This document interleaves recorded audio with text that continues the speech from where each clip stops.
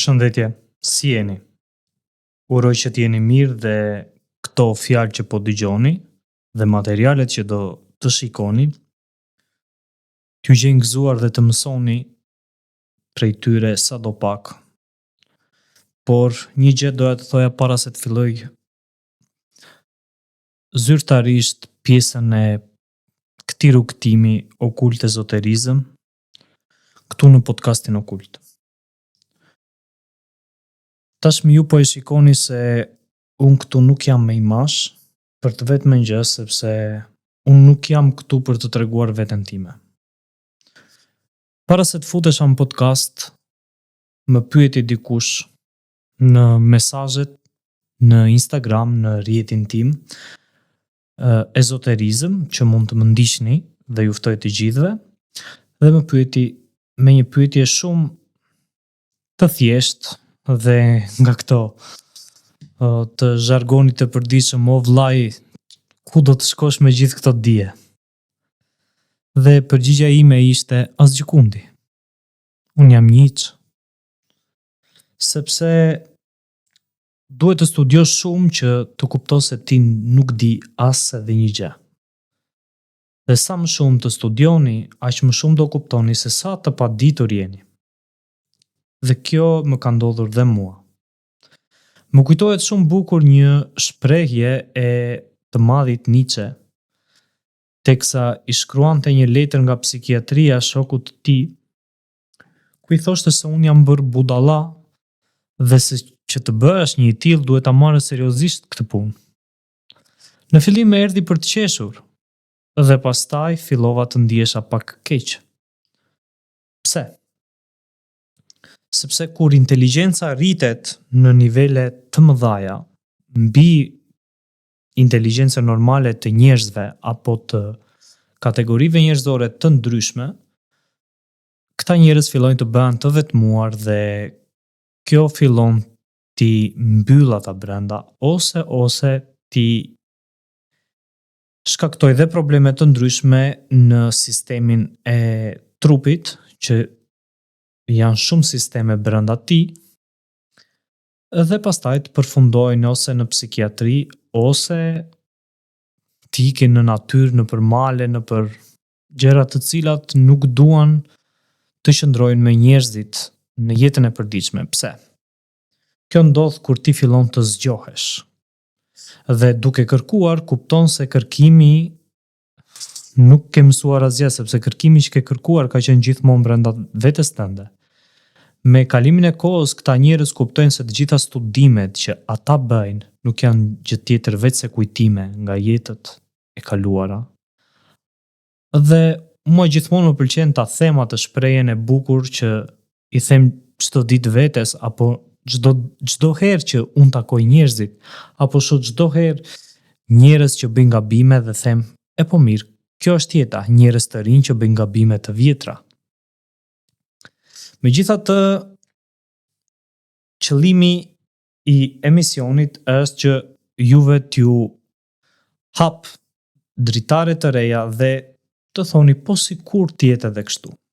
Unë nuk dua që t'i merrni për bazë materialet e mia, apo t'i besoni të gjitha këto që ju do dëgjoni, sepse ju keni natyrën tuaj, keni ndërgjegjen tuaj, keni mënyrën tuaj, reflektimin tuaj, dhe merrni atë që është më e mira për juve. Sepse realitetet janë relative dhe janë të ndryshme, ajo që për mua është e mirë, ndoshta për ju nuk është e mirë, dhe është krejt okej, nuk ka asnjë lloj problemi, është e gjitha në rregull. Duhet të kuptojmë që nga ky emision do filloj një rrugëtim mbi trupin tuaj dhe shpresoj që ju të takoni veten ose të dëgjoni të paktën për veten tuaj. Ne si fillim jemi një bioteknologji shumë e lartë. Dhe kjo lidhet edhe me fushën time, por edhe me fusha të ndryshme të jetës. Por kategoritë njerëzore ndahen vetëm në 3 pjesë. Pjesa më e madhe, ku 60% apo 65% janë vizual ose janë pamor. Çfarë do të thotë kjo? Pamorët janë zakonisht njerëz analitik, njerëz që përpiqen t'i kuptojnë gjërat nëpërmjet imazheve që shohin, janë inteligjent, kanë aftësi në shkencë, në arkitekturë dhe gjatë gjithë kohës pjesa më e madhe e këtyre njerëzve, kjo nuk ka të bëjë me inteligjencën, por ka të bëjë me tiparet njerëzore, e këtyre njerëzve janë goxha të mençur, por triqen vetëm nga këto modalitete për të kuptuar realitetin. Dhe kjo është pjesa më e madhe e njerëzimit. Në pjesën e dytë janë ata që dëgjojnë, dëgjimorët. Pra, këta mësojnë më shumë duke dëgjuar mësime, dhe jo duke i parë ato, apo duke parë produkte, apo duke parë një hartë për të kuptuar. Thjesht duke dëgjuar, mua më ka ndodhur shpesh, besoj se të gjithëve ne na ka ndodhur, që të keni pasur në klasën tuaj një person që nuk shikon fare drasën e mësuesit dhe megjithatë në fund të mësimit ai ka nga dëgjimi ka mësuar vetëm 85% të mësimit vetëm me dëgjim. Kjo është ajo që ndahet kategoria e dytë që janë 20 deri në 25% dhe kategoria e tretë që janë 10 apo 15% le ta themi janë kinestikët, ata që edhe veprojnë edhe dëgjojnë, domethënë i përdorin të dyja këto dhe këta janë një pjesë më e vogël.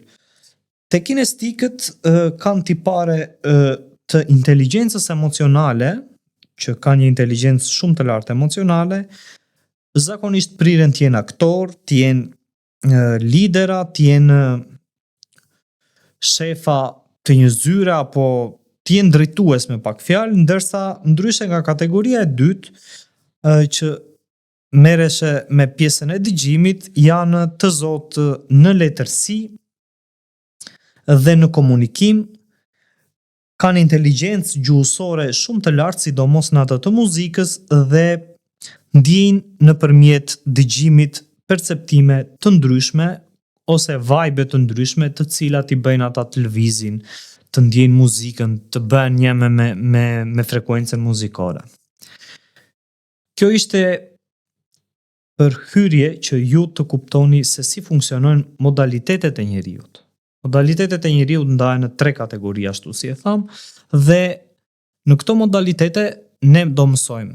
Pra, unë kam zgjedhur modalitetin e parë që ta zhvilloj këtë sfidë programi, ku dhe ju do të keni mundësinë të më bëni pyetje dhe ashtu si e kemi bërë zakon, unë njerë në 2 apo 3 emisione do shfaqem me imazh për të komunikuar me ju dhe për t'ju treguar juve apo për të bërë formën e bashkëbisedimit nga pikpamje nëpërmjet pikpamjeve të mia dhe pyetjeve tuaja. Le të futemi pak në atë që ne jetojmë për ditë, por nuk e njohim. Të jemi serioz, ne dim shumë pak për veten tonë. Për të mos thënë fare. Ne mendojmë se dim për shkak të ignorancës tonë. Sa më shumë ignorant jemi, aq më shumë ne mendojmë se dim gjëra. Dhe mendja është një tjetër njësi qendrore e cila nuk duhet të kontrolloj, por duhet ta kontrollosh. Sepse mendja është vetëm një sistem, një njësi qendrore e cila ka për detyrë nëpërmjet pajisjes fizike që në këtë rast është truri, të ruaj ty. Dhe kështu funksionon. Por, para se të futemi tek vetja juaj, duhet të kuptoni se ju keni brenda trupit tuaj 11 sisteme të ndryshme të cilat ju bëjnë juve të jeni kjo qenie ose kjo teknologji, bioteknologji kaq avancuar. Fillojmë me sistemin skeletor, që është sistemi kockave, muskulor, nervor, kardiovaskular, respirator që ka të bëjë me mushkrit dhe frymarrjen, tretës urinor, kemi sistemin limfatik dhe imunitar, kemi sistemin endokrin dhe sistemin riprodhues. Që ne të perceptojmë më shumë rreth vetes tonë dhe pse ne kemi mësuar kaq shumë gjëra që ne dim sot është për shkak të asaj që fola modalitetit të njeriut është për shkak të tipareve tona parimore dhe vizuale. Nëpërmjet shikimit ndodh magjia e të kuptuarit atë që ne e quajmë realitet. Çfarë ndodh kur ne shohim? Shikimi përkthehet në fushën tonë ezoterike si reagim. Reagimi çfarë është? Reagimi është një impuls që vjen nga truri. Po mirë, po ky truri si e gjeneron këtë? Truri e gjeneron këtë duke përdorur sinjale elektrike dhe sinjale ose reaksione kimike. Ka dy lloj sinjalesh, sinjalet elektrik dhe reaksionet kimik. Këto komunikojnë nëpërmjet neuronëve nga pika A në pikën B dhe këto pika njihen ndryshe si sinape ose pikat e lidhjes. Neuronet luajnë rolin e një sistemi binar në, po e them si shembull në anën e teknologjisë që është sistemi 0 dhe 1. Pra çdo informacion, çdo data që futet në kompjuter, ai konvertohet në këtë lloj sistemi binar dhe nëpërmjet procesorit që në këtë rast i bie trurion, të kthehet në kuptim për ne duke marrë realitetin. Por truri si njësi qendrore është shumë fantastik. Megjithatë, ai është i përbërë me 80% ujë, 10 deri në 12% mos gaboj lipide ose yndyrra dhe 8% protein. Kur ne vazhdojmë të kemi reagime të ndryshme nëpërmjet shikimit, që i cili fal syve tanë, sepse sytë tanë janë ato që perceptojnë realitetin, në pjesën më të madhe të kohës, ku drita futet nëpërmjet bebes së zezë të syrit dhe kalon në retin, ku atje ka miliona receptor, ka kone, dhe konvertohet në sinjal elektrik dhe ngjason si kodi Morse me pak fjalë, që është ajo me pika. Nuk e di nëse e keni parë ose jo, por nëse nuk e keni parë, kërkoni për kodin Morse dhe ta dëgjoni atë sinjalin e kodit Morse. Kështu funksionon edhe pjesa e trurit kur fillon të ketë pamje. Dhe shikimi është një nga këto gjërat kryesore, por pastaj të gjithë mekanizmin e trurit e menaxhon sistemi nervor i përgjithshëm. Çfarë është sistemi nervor i përgjithshëm? Është ai që ne na bën të perceptojmë të gjitha gjërat që ne mendojmë apo shikojmë.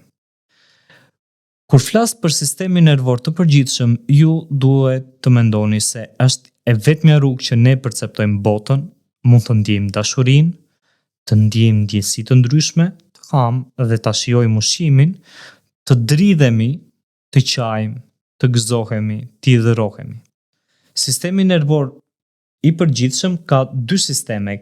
Kemi sistemin periferik dhe sistemin qendror nervor. Në sistemi periferik kemi sistemi nervor autonom, i cili është i ndarë me dy lloj nën kategori të ndryshme, të cilat janë sistemi nervor parasimpatik, që është ana pozitive e jona, dhe sistemi ton nervor simpatik, që është ana jon negative, le ta quajmë në këtë lloj forme, pra dy kanalizime. Në këto dy kanalizime kemi në anën e sistemit nervor simpatik komandon lufto ose ik. Kemi probleme me sistemin nervor, si mpirje të gjymtyrëve, të duarve kur ne ndodhemi në një situatë stresuese apo ankthi. Dhe kemi dhe nga ana tjetër sistemi nervor parasimpatik, që ka të bëjë me mirëmbajtjen tonë dhe me pjesën tonë se si ne të ndihemi sa më mirë. Pra, pjesa tjetër është edhe një sistem brenda këtyre që njihet si sistemi enterik, që ka të bëjë me tretjen. Midis sistemit nervor autonom, që është SNA-ja, dhe ky sistem është i pavarur nga ne, ky lidhet drejt për së drejti me trupin nëpërmjet palcës kurizore. Palca kurizore apo trupi jon përfaqëson atë që në ezoterizëm njihet si toka dhe mbi trupin ton, në ruazën e parë të shtyllës kurizore që është ruaza C1, dhe pastaj vazhdon koka, njihet si qielli. Pra, toka dhe qielli është brenda teje. Në kokë ti ke mendime jo të prekshme, në tokë ti ke gjëra që i prek, si epshi, trupi, materialet, ushqimi, janë gjëra që ne i perceptojmë nëpërmjet shqisave tona. Ndërsa pjesa tjetër është kur ne vazhdojmë të marrim sinjale të ndryshme ose kur stresohemi shumë dhe papritur ndjejmë atë që njihet si frikë. Në pjesën e frikës, që në fund të fundit frika nuk është tjetër veç se një mekanizëm mbrojtës i sistemit ton nervor, është shumë më e thellë për të vetmen arsye. Sepse ajo përdor gjatë gjithë kohës një gjëndër në tru, e cila është 1.5 cm dhe njihet si amigdala. Dhe nëse ne nuk përpiqemi ta kontrollojmë frikën tonë, duke mësuar metoda të ndryshme apo duke përgatitur veten që frika është mjet për të jetuar, është një mekanizëm mbrojtës dhe jo diçka që ne duhet ta shmangim apo ta kemi frikë, kjo fillon të na rëmbej dhe kur frika e rëmben amigdalën, që amigdala është ajo që vepron nëpërmjet instiktit dhe është gjatë gjithë kohës më shumë emocionale se sa racionale, kur ajo e rëmben këtë, frika në këtë rast, fillon të njihet ndryshe si rëmbimi i amigdalës dhe atje ne përjetojmë atak panik. Çfarë është atak paniku? Atak paniku është një gjendje nervore e ngarkuar, pra ne kemi më shumë kortizol në trup, kemi më pak gjak në për duart tonë, në lëkurën tonë me pak fjalë, dhe fillojmë të ndjejmë disa flutura në stomak që janë të njëjtat me ato që ndjejmë dashuri, por me kafë të kundërt, dhe pastaj fillojmë të kemi emocione të forta, të cilat na ngacmojnë, na japin energji negative që ne e perceptojmë si të tillë sepse ato bëjnë punën e tyre, dhe fillojmë të kemi paralizë muskulare, ngarkesë emocionale, fillojmë të qajmë, kemi stres, dhe kjo gjë ndodh nga 10 deri në 30 minuta derisa trupi të fillojë të kuptojë mekanizmin ton. Trupi në këtë rast, po flas për sistemin nervor autonom që është i pavarur nga ty, ku ka të bëj pjesa e zemrës, organe të tjera si mushkrit apo stomaku, të cilat nuk varen nga ty, por punojnë të pavarura nga racionaliteti tënd. Midis sistemit nervor, kokës tënde dhe trupit tënd është ura lidhse e cila unë preferoj ta quaj atë trupi eterik. Pra në trupin eterik ne kemi të lidhur këtë sistem nervor. Sistemi nervor ka dhe disa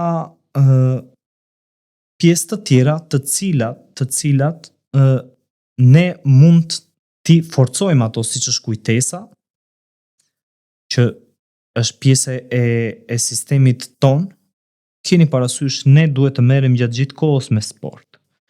Nuk po i referohem një sporti të rënd, por mund të kemi ecje në natyrë, mund të kemi meditim, mund të kemi qeshje, mund të kemi një argëtim të caktuar, të cilat këto çlirojnë një neurotransmetues dhe kjo na bën ne që t'jemi më të kënaqur, më të lumtur, dhe ky neurotransmetues njihet me emrin endorfin dhe përkthehet ndryshe në trup si kënaqësi apo lumturi.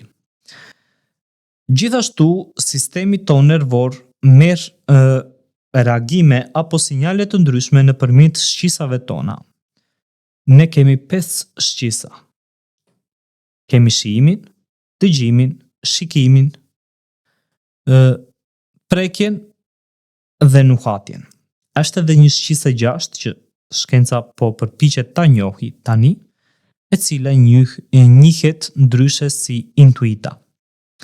Por megjithatë, ne këto 5 qisa rakordojnë edhe me 5 gishtat tonë, por edhe me 5 elementet ezoterike të cilat janë ajri, uji, zjarri, toka, qielli dhe eteri, ose shpirti me pak fjalë, të cilat lidhen drejt për së drejti me sistemin ton. Pra, kur ne jemi duke perceptuar një realitet të ri, apo një emocion të ri, ne thjesht jemi duke marrë reagime nëpërmjet këtyre shisave tona dhe duke perceptuar realitetin ton.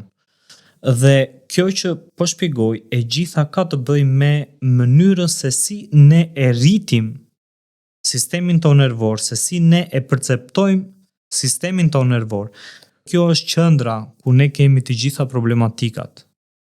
Ne kemi të gjitha problematikat para se unë të futem në seritë e tjera të truri apo të sistemet të ndryshme të tjera, të cilat do t'i prekim dal nga dal. E gjitha kjo fillon nëpërmjet shisave tona dhe e bukura e gjithë kësaj është sepse të gjithë këto që unë përmenda, sistemet e ndryshme, kanë brenda vetes të tyre një inteligjencë të pavarur nga ajo e jona.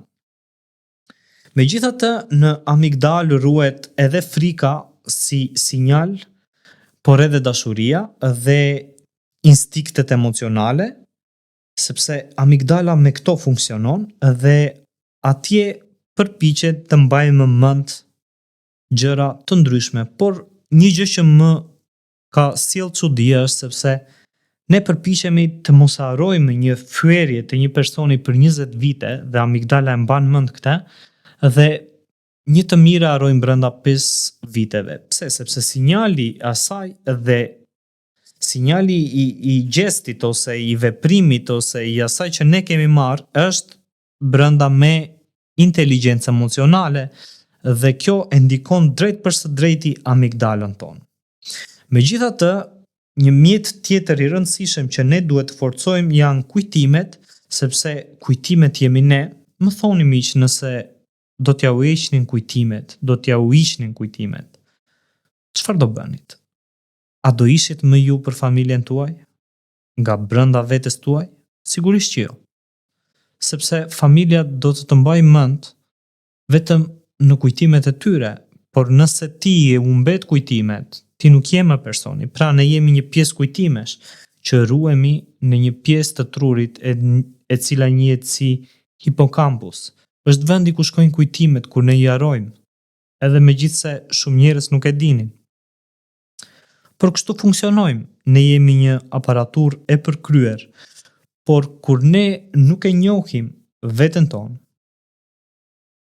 ne jemi në një kaos të vërtetë dhe pastaj kur ne fillojmë ta shohim më me ngadalë dhe ta shohim më me detaj kaosin ton, kuptojmë se aty është një rregull i paparë. Është një rregull hyjnor që ndërvepron me të gjitha gjërat që lidhen. Sinapet, shqisat, intuita, neurotransmetuesët, meditimi, muzika, çdo gjë që ndodh tani apo dhe fjalët e mia që po dëgjoni, e gjitha është duke ndodhur tani dhe të gjitha këto ndahen në kokën tuaj, në trupin tuaj, madje disa emocione ruhen edhe nëpër nervat tuaja, disa shkojnë nëpër muskuj. Mendoni për këtë kur shkoni në palestër. Ju kaloni një pjesë të caktuar në palestër, pastaj ndaloni së bëri palestër dhe kur ktheheni pas disa muajsh kuptoni se muskuli ka një lloj memorie të tillë që e vën në zbatim pasi kalon 7 ditët e para. Që kështu ky sistem është shumë i rëndësishëm që ju ta mbani të qetë dhe ta mbani të harmonizuar. Si duhet ta mbajmë në sistemin e qetë dhe të harmonizuar? Mos pini alkool. Mos pini drogra të ndryshme. Kam dëgjuar shumë njerëz që pretendojnë se fal drograve kanë marrë vizione të ndryshme dhe është shumë e vërtetë. Në studimet e mia kam parë se shumë njerëz konsumojnë droga për të hapur dimensione të tjera, të mendjes sigurisht këto, sepse ashtu si e tha me gjitha ndodh në kokën tuaj. Megjithatë, kjo është një rrugë e gabuar sepse nëse do të vazhdoni ta bëni atë, substancat pa dashur do të krijojnë varësi tek ju dhe ju do të bëheni një person i varur ku mendoni se fal asaj aftësie ju po kuptoni realitetet, por ju po dëmtoni veten. Të kuptosh realitetet pa pikën e drogës është një rrugë shumë e vështirë dhe kërkon vërtet përullësi, sakrificë, mund, durim dhe shumë gjëra të tjera. Ju nuk duhet të ndjeni shumë, por nuk duhet as edhe të i dhëroheni shumë. Sepse ndjenja ndikon drejt për së drejti në emocion dhe emocioni i fort bllokon sistemin nervor duke dërguar sinjale të shumta dhe ngarkon amigdalën dhe pastaj fillojnë paralizat muskulore apo deri në ato goditjet e trurit që janë shumë të rrezikshme për jetën. Megjithatë, ose psikozat që njihen ndryshe siç e psoi dhe Nietzsche. Por duhet jeni shumë të kujdesshëm që të përpiqeni t'i kuptoni gjërat dhe t'i lini gjërat. Asgjë nuk vjen me forcë në jetën tuaj, dhe ashtu si nuk vjen me forcë në jetën tuaj, duhet ta lini se me forcë nuk mbahet dot as edhe një gjë. E vetme gjë që ne duhet të bëjmë është të jemi lumi, ose të bëhemi lumi. Sepse ndonjëherë duke u bërë lumi kemi frikë se do të shuhemi kur të shkojmë në det pa e ditur se ne do të jemi vetë deti.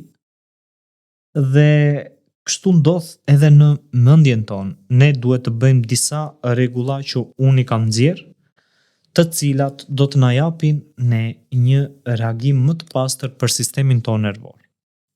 Mbajeni sistemin tuaj nervor të qetë, duke u bërë vëzhguesi i të gjithë ngjarjeve të jetës suaj. Ju nuk jeni ata që përjetoni ngjarjet e jetës tuaj. Ju jeni vëzhguesi. Kuptoheni këtë. Kur ju dhem diçka, shkoni te doktori dhe thoni më dhem këtu, pra tregoni një pjesë të asaj që ju vëzhgoni se ku ju dhem. Kur ju dëmtoni dorën, shkoni dhe thoni te doktori se unë kam thyer krahun tim, duke treguar pronësi. Sepse ai nuk jeni ju, është krahu juaj, është prona juaj. Dhe ju thoni se e dëmtuat trupin, e dëmtova kokën time. Unë jam ky, duke menduar se kush jeni ju. Pra, por ai që mendon se kush jeni ju në të vërtetë. Kjo është një gjë shumë e thellë që ju do të marrë shumë kohë nëse do të përpiqeni ta kuptoni. Kur të vi koha, unë do të ndalem pak tek pikpamjet e universit apo pikpamjet e jetës, por po vazhdoj prap sërish me sekretet se si të mbajmë sistemin tonë nervor qendror. Përdorni lotusin blu nëse keni mundësinë ta pini, është një çaj bio, i cili ju ndihmon jashtëzakonisht shumë, por nëse nuk e keni mundësinë ta gjeni këtë çaj, përdorni lulen e livandulës. E theksoj, lulen e livandulës është një nga bimët e alkimisë të vjetër për qetësimin e sistemit nervor dhe për të ndihmuar në ëndrat, për të parë sa më shumë ëndra dhe për të kaluar sidomos në ëndrat lucide, në lucid dream. Mos e teproni me sasinë sepse nuk është diçka që ndodh vetëm duke pirë çaj, por është diçka që ndodh dal gadal duke i dhënë trupit atë që do. Flini gjumë. Gjithmonë e them këtë dhe gjithmonë do ta them. Rëndësia e gjumit para orës 12 është sekreti për një trup të shëndetshëm. Kur ju qëndroni natën vonë, trupi nuk e tret as dhjamin dhe të gjitha gjërat që keni ngreni kthejnë në dhjam. Kur flini mbas orës 12 do të keni gjithmonë probleme sepse trupi dhe sistemi nervor autonom ka orare të caktuara për të punuar organet e ndryshme. Gjithmonë mos përdorni drita në dhomë. Ka mundësi të jetoni në një dhomë errësirë totale. Kjo është gjëja më e mirë që do t'i bëni vetes. Por nëse nuk e keni mundësinë, mos përdorni as drita në dhomë dhe as telefonin në mbrëmje, sepse këto ju dëmtojnë sytë dhe nëpërmjet syve dëmtohet edhe sistemi ton